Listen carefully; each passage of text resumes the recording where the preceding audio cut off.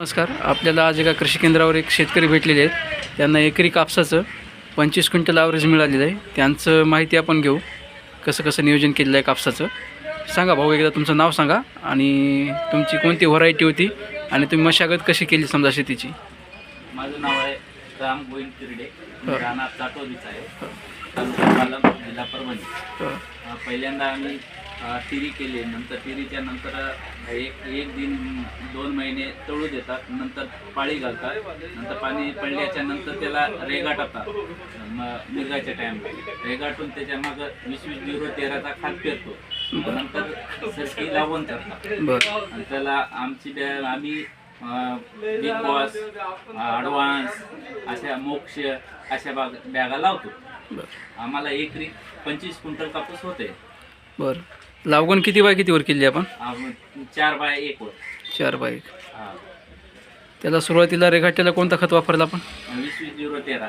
बरं, त्यानंतर पुढं कोणता वापरला? किती दिवसाला? 3 दिवसाला म्हणजे 10-26-26, 12-32-16 अशी पद्धत वापरतात. बरं. तिसऱ्या रोज बी 12-32चा पोटॅश या पद्धतीने खत देतात. बरं, आपलं पाते लागण्याच्या त्या टाईमपर्यंत नियोजन कसं असतं कापसाच्या नियोजनाचं?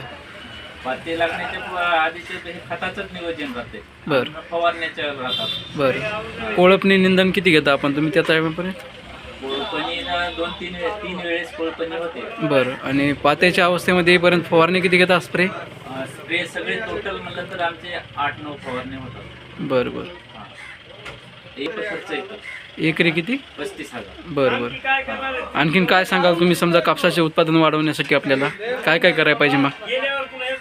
ते टाइम आता ते थोडं निसर्गावर बी राहू शकते. बरोबर आहे. नाही नाही, एक सुधारणा म्हणलं तर काय करायला पाहिजे जेणेकरून आपलं उत्पादन वाढू शकेल कापसामध्ये?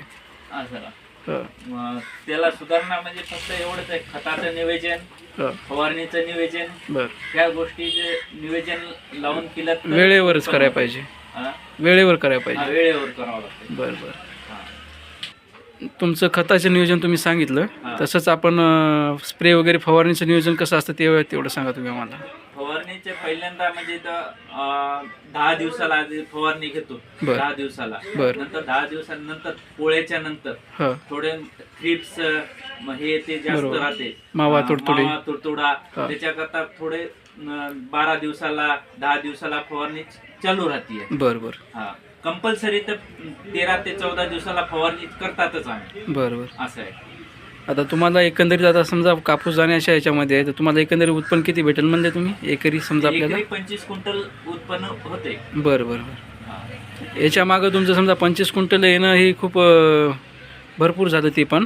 त्याच्या मागं समजा काय तुमचं समजा वाटतं की तुम्हाला याच्यामुळे आज तुमच्या मेहनत कोणती समजायली, स्प्रेची झाली कशाची नेमकं? सगळा खर्च जाऊन आम्हाला 50% राहते.